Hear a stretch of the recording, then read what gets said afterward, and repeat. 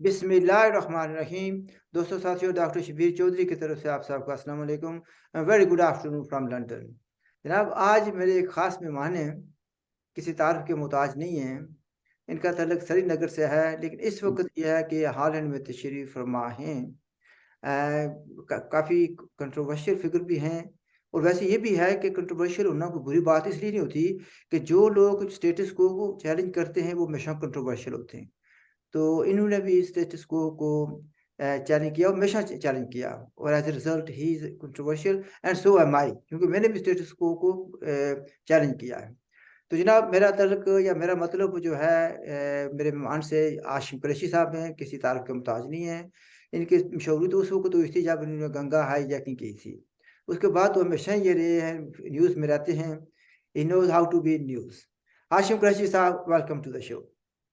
जी, अस्सलाम वालेकुम जी। तमाम दोस्तों को, सामीन को, कोई अगर सवाल भी करना चाहिए, वो कर सकता है सवाल भी। आज सवाल को फिलहाल क्योंकि करेंगे, तो आप मुझे ये बताएँ, सबसे पहले तो ये बताएँ, हमारी तरफ से welcome to Europe and Holland. ये बताएँ कि आप हॉलैंड किस सिलसिले में तशरीफ़ लाए हैं? जनाब, हालैंड तो अब हमारे लिए वो ख्वाब ही बना रहे हैं गवर्नमेंट वाले। असल में मैं बीमार हो गया था। मुझे वो पेट में वो पॉइल्स हो गए थे और मुझे स्ट्रोक आया था।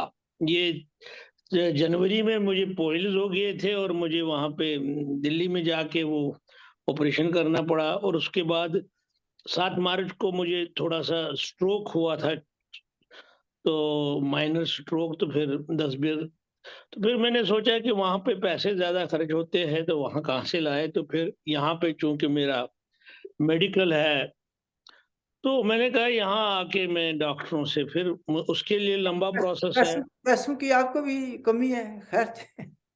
जनाब, आप अपनी अपने वाली सूरत सबको ना समझे ना।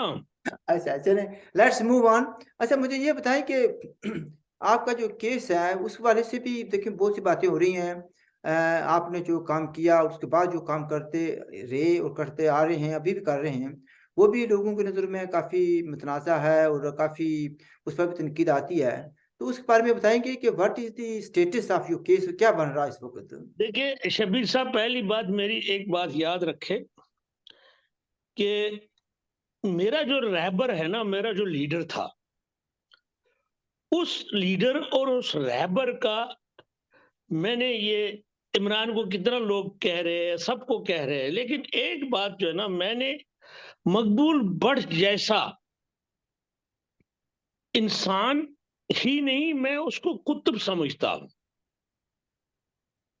क्योंकि उनके अंदर, पहले मैं उनकी बात कर दूं कि यार, केस का देखो टाइम बहुत थोड़ा होता है, ऐसा करें कि मकबूल टाइम भी बात। थोड़ा होगा, लेकिन मुझे ये कहने दे। एक किताब छपी है, सुपरिटेंडेंट जेल ने छापी है किताब, उसकी इंडिया में। वो, ये अपना पता नहीं आपको पता है इस किताब का कि नहीं, लेकिन किताब है वारंट, क्या नाम है, रेड वारंट। सो वो वो वारंट जो है ना, उसमें उन्होंने भट्ट साहब का 10 सफ़ों पे लिखा है उसने। आप अंदाज़ा करें कि इंसान और लीडरशिप क्या होती है। सिर्फ़ लीडरशिप अपने इलाके की नहीं होती है। तिहाड़ जेल में मज़हबी किताबें ले जाने की इजाज़त नहीं थी।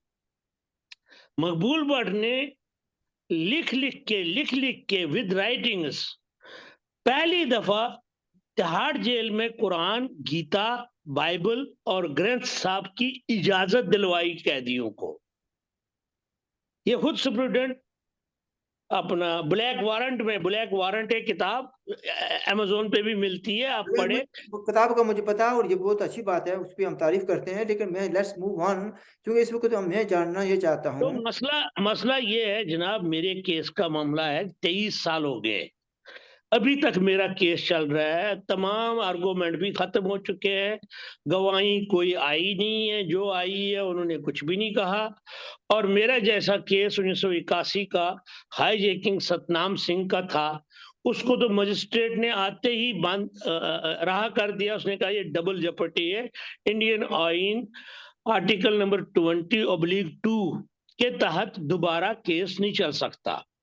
और मजे की बात यह है कि मैं इंडिया से, कश्मीर से बाहर कोर्ट की इजाजत के बगैर नहीं निकल सकता हूं।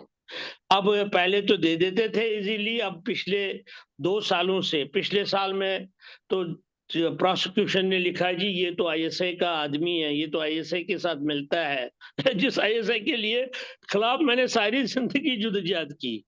और ये मेरे पास, मैं आपको भेज दूंगा, अगर आप कहें तो अभी दिखा देता हूं, और वो मैं आपको भेज दूंगा, आप उसमें वो फिर डाल देना।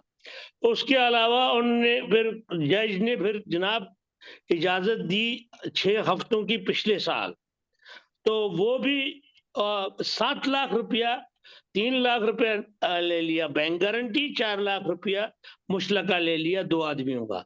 इस दफा भी उन्होंने, फिर मैं वापस गया 3 दिन पहले, 6 हफ्ते।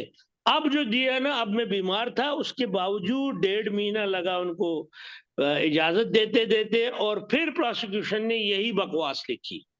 और इस दफा जज ने, पिछली दफा में टाइम पे आया था, बजाय इसके कि रियायत देते, इस दफा उन्होंने 4 लाख रुपया बैंक गारंटी ली और 4 लाख रुपया नहीं, मुशतका लिया। वो तो हम समझ गए कि डिफिकल्टीज आ रही हैं। असल में केस किस स्टेज पर है, कि अब इसका कोई डिसीजन भी होगा या नहीं केस का होगा? कोई, केस की कोई स्टेज नहीं, केस खत्म हो चुका, आर्गूमेंट हो चुके हैं 8 साल पहले, बस तारीख पे तारीख डाल रहे हैं। वो जनाब, वो केस, उस पे मेरे ख्याल में 17 जज बदल गए हैं।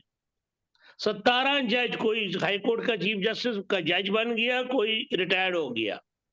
तो अभी तक इसका फैसला नहीं दिया गया। बस असल में मैं ये समझता हूं कि जो भी कश्मीर रियासत की बात करेगा ना, चाहे हिंदुस्तान हो चाहे पाकिस्तान हो, उन्होंने उसको तकलीफ दे दी है। उनके लिए ये बयानियां कबूल ही नहीं है।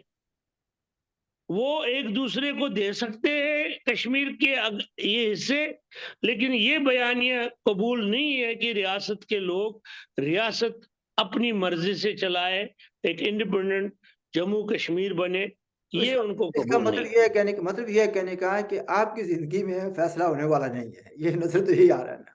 मैं चलिए, मैंने पिछले दिनों कहा था वो प्रोसिक्यूशन के एक बंदे को, मैंने कहा यार ऐसा करो, इस पे प्लास्टिक प्लास्टिक फाइल पे चढ़ा दो अच्छी तरह से, जब मैं मर जाऊं तो दफन कर देना, अब ये अल्लाह को आगे भेज दो सुप्रीम कोर्ट में, वही फैसला करेगा आपकी ये क्या है। वो जुडिशल जो है ना जी, इंडिया पाकिस्तान का जुडिशल, बिल्कुल। और कश्मीर का तो ये 5 अगस्त के बाद तो जुडिशल सिस्टम ही खत्म, वकीलों का भी मसला, ये सारे, कोई जुडिशल सिस्टम हमारा सड़ा हुआ जुडिशल सिस्टम है वह। चले ना, चलो वो तो ठीक है, हो गया, समझ गए कि आप अभी तक कम से कम सब हियरिंग के बावजूद अभी तक फैसला नहीं आया। Let's move on. ये यानी केस ही डबल जेपटी का है, ये केस ही नहीं बनता। सतनाम सिंह को छोड़ दिया पहले ही दिन, कोर्ट ने, एक लेडी मजिस्ट्रेट थी, उसने कहा इसको छोड़ दो, ये तो डबल जेपटी का केस है, ये नहीं बनता दोबारा। अच्छा, तो चले, मेरे तो बड़े बड़े लोग, हाईकोर्ट के जज भी, और ये 17 जज है, 17 जजों के 17 जज फैसले नहीं कर सके, क्योंकि वो फैसला ही नहीं करना चाहते हैं। वो शायद इस इंतजार में है कि कोई हमें इशारा करे, हमने करना क्या है। अच्छा चलें, किसी वजह से इशारा नहीं हो रहा ना। अच्छा, ग्रीन लाइट नहीं आ रही या रेड लाइट नहीं आ रही। अच्छा, एनीवे लेट्स मूव ऑन।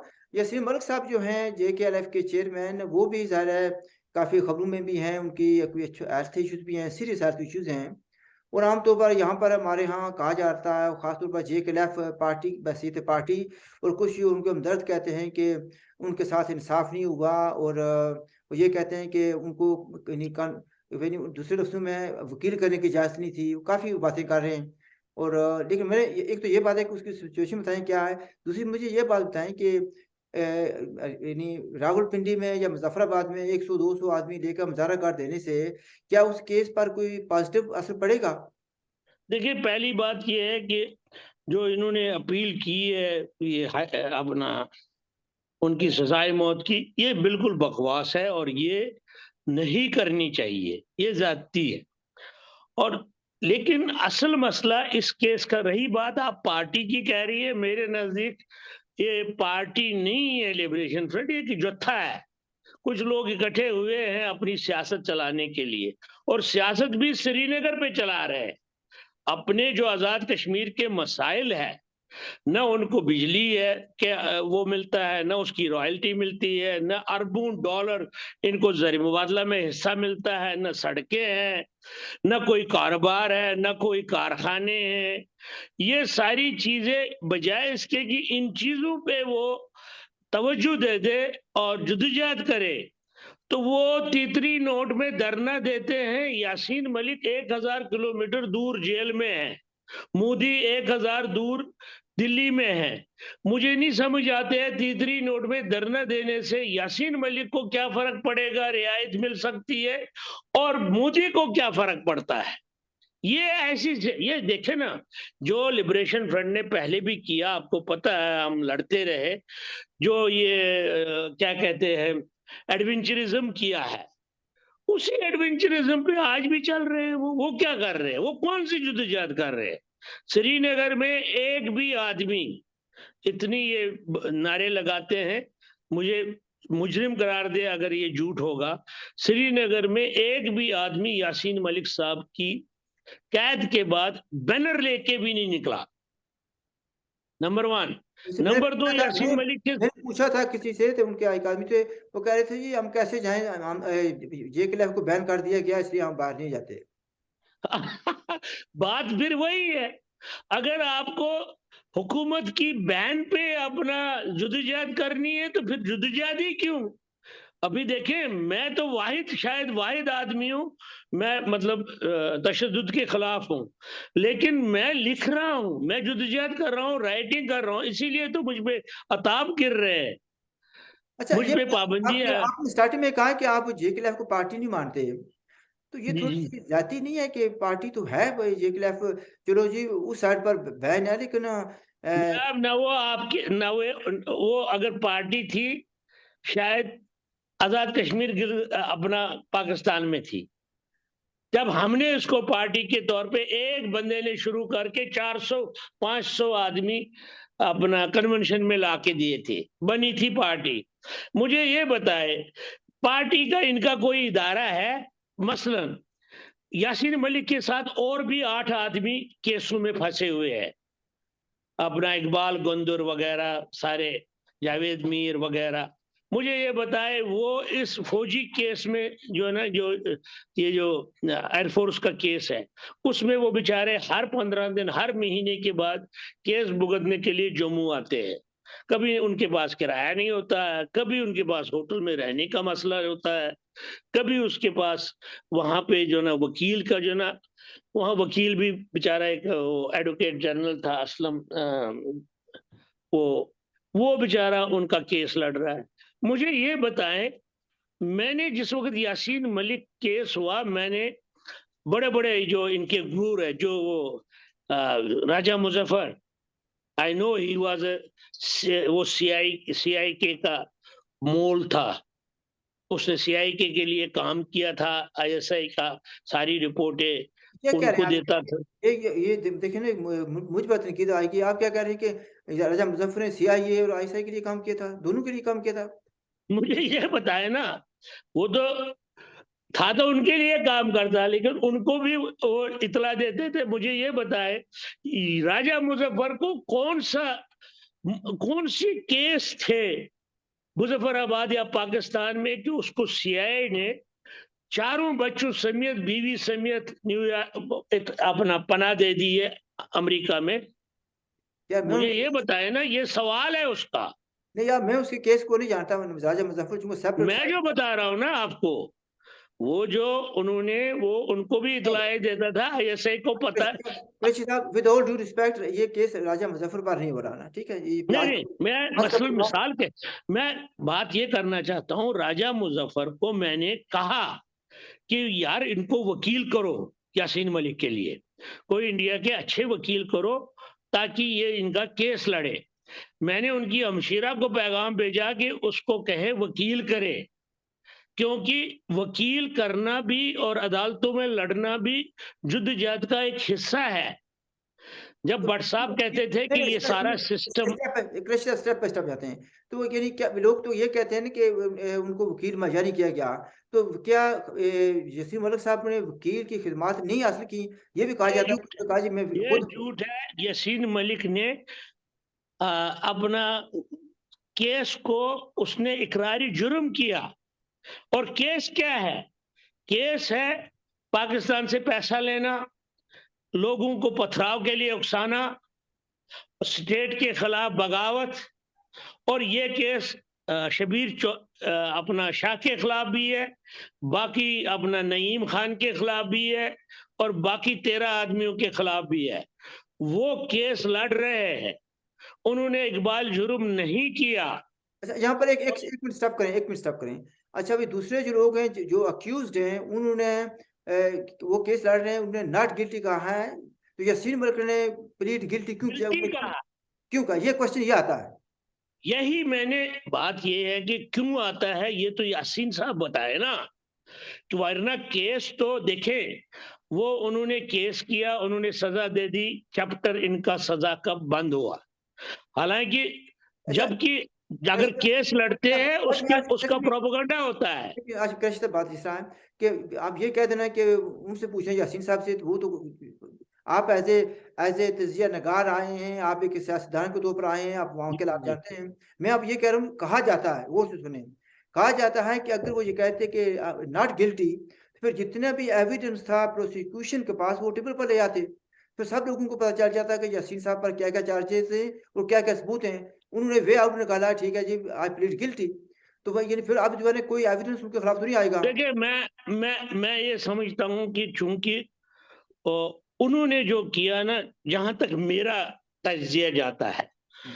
उन्होंने कहा कि इस केसों में पढ़ने के बजाय बेहतर है कि मैं जो है ना गिल्टी करूं, ताकि मुझे सजा दे दे और मैं सियासत में एक मजलूम की हैसियत से जिंदा रहूं।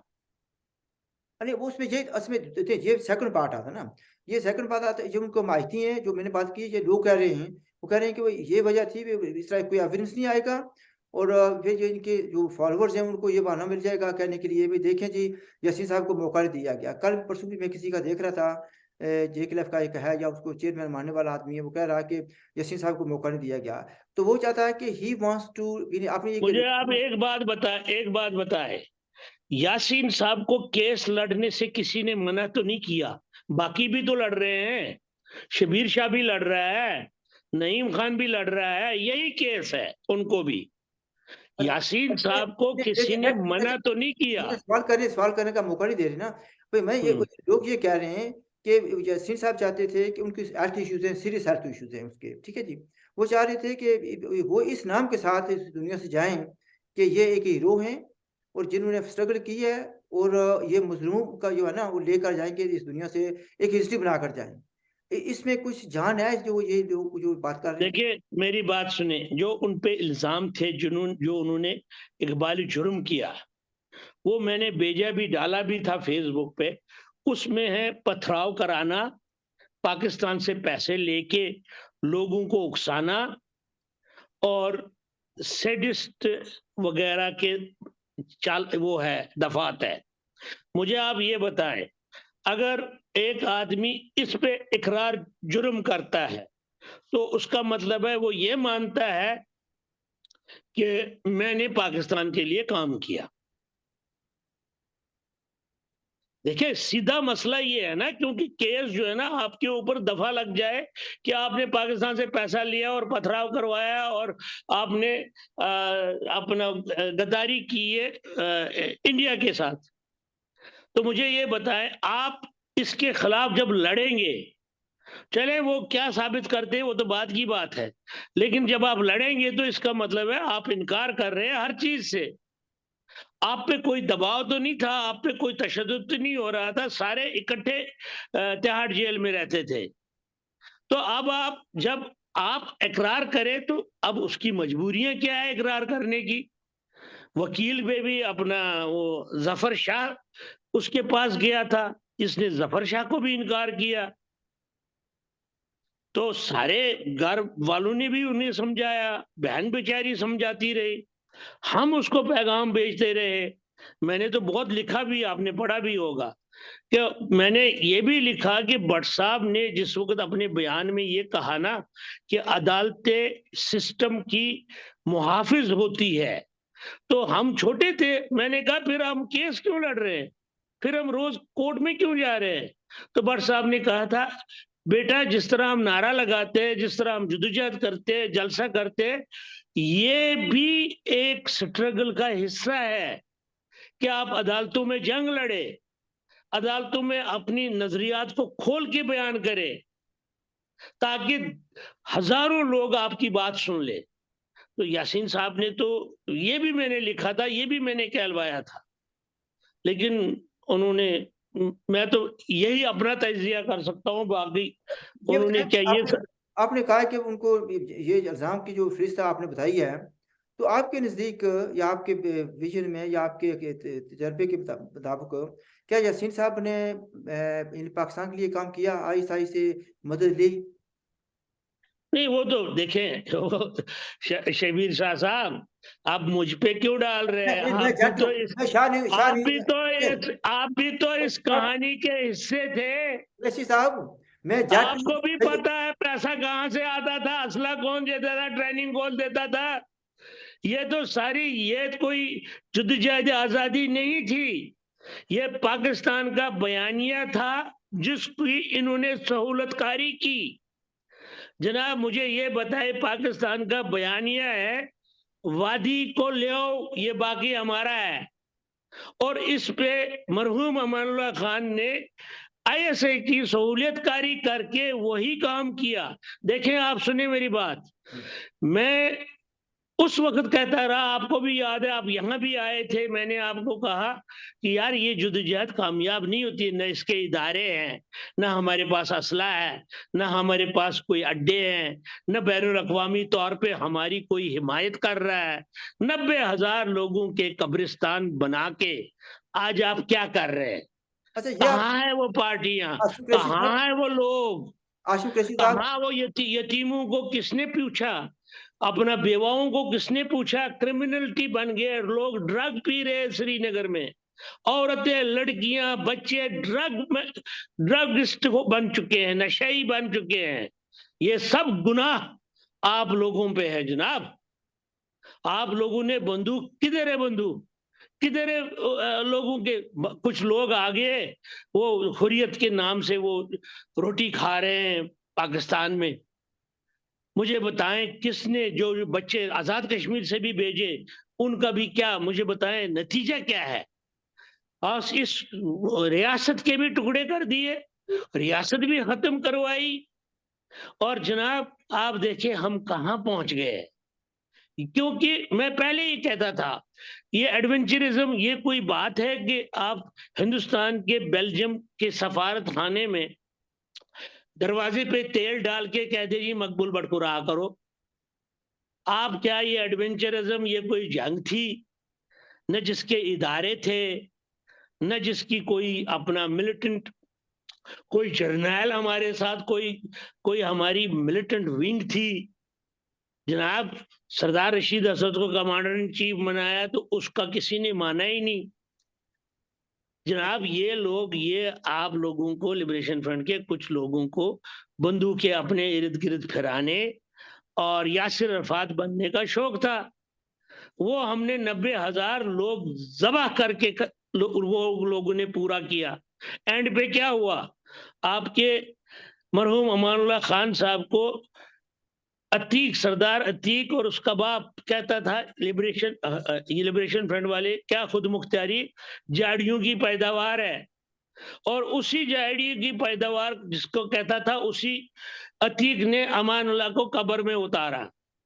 इससे बड़ा अलमिया क्या हो सकता है जिसके बारे में कहते हैं वो खुद मुख्तारी था। जनाब आप समझने की कोशिश करें, ये सहूलियतकारी थी और कुछ नहीं था। न इसके इदारे थे, न इसके अड्डे थे, न इसका मुस्तकबिल का कोई बेहतरीन किस्म का। देखिए लोग लोग जंगें लड़ी है, वियतनाम ने लड़ी है, अलजायर ने लड़ी है, फलस्तीनियों ने लड़ी है। ये बात नहीं है, चलो कुछ ना कुछ तो हासिल कर लिया ना। दो दुनिया नीमिया ने लड़ी है, अफ्रीकन मुल्कों ने लड़ी है। हमारा ये कौन सा था 8 दिन की। मैंने जिस वक्त आईएसआई मेरे साथ, मैंने तो साफ इनकार किया, आपको भी पता है। मैंने कहा ये जंग नहीं है, ये आप हमारे लोगों को मरवा रहे हैं, आप शिकार के आगे बकरी बांध रहे हैं। आसिम के साहब, दो चीजें यहाँ पर हैं। एक तो ये आप जो कह रहे हैं कि मैं आपको मिलने आया था, यस मैं आपको मिलने आया था, कल 88 की बात होगी, 88 87 की थी। 87 की बात होगी, यस 1987 में मैं आपको मिलने आया था। ये बातें उस वक्त आपने कही थी। दैट प्रूव आपका जो विजन, जो आपके हिकमत अमली थी, वो उसमें कितना वजन है वो आप पता चलता है। दूसरी बात ये है कि बार बार कह रहे हैं कि हमने किया, आपने किया, आप तो एक जनरलाइज कर रहे हैं ना। यानी आपको ये पता है कि मेरा मिलिटेंसी के साथ कभी भी कोई तल्क नहीं रहा, ठीक है। ये मैं जे के का जरूर था, लेकिन मिलिटेंसी के साथ मेरा कभी भी कोई तल्क नहीं रहा। ना मैंने बंदूक कभी हाथ में पकड़ी, ना बंदूक चलाई, ना किसी के लिए असला खरीदा, हमारा ऐसी कोई तल्क नहीं। लेकिन ये है कि जब एज ए जे क्लैप उसमें जाने का हमारा आपको सब कुछ पता था क्या हो रहा है, ये तो छोड़े ना। नहीं, एक सुने सुने, जब मैं 91 में गया सेटल होने के लिए, इस्लामाबाद ठहरा, तो वहां पर जाकर लोगों से मिला, तो फिर मुझे पता चला कि ये क्या हो रहा है। बल्कि लॉर्ड कुर्बान यहाँ पर मौजूद हैं, उनसे पूछना, जिंदा है, मौजूद हैं। उस वक्त तो लॉर्ड नहीं थे, तो उन्होंने मुझे कहा कि अगर आप ये समझते हैं, मुझे कहते हैं कि वीर साहब अगर आप ये समझते हैं कि ये खिलाफ की ये फंडिंग के जरिए हो रहा है, तो ये आपको गलत है। यहाँ पर गंगा बह रही है, वो लोग उसमें पैसों की रेल फेल है। और उन्होंने लफ्ज़ आहिस्ता का भी इस्तेमाल किया था, तो उन्होंने कहा भी यहाँ पर तो कुछ हो रहा है। मैंने कहा भी तफसील बताएं। उन्होंने कहा वो चंद आप महीने ठहर जाएं, आपको पता चल जाएगा। और हकीकत बात है कि मेरी आंखें खुल गई थी वहाँ पर, जो कुछ मैंने देखा था और सुना था।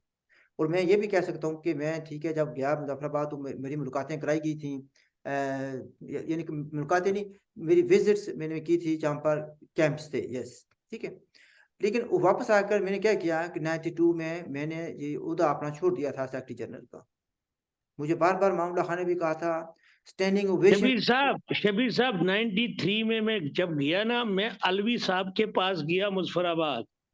अलवी साहब के पास एक मिलिटेंट आया, उसे कहता है अलवी साहब दुकानदार अब कुछ नहीं दे रहा है उधार, वो कह रहा है पहले पिछले पैसे दे दो। वहां 15-20 आदमी थे।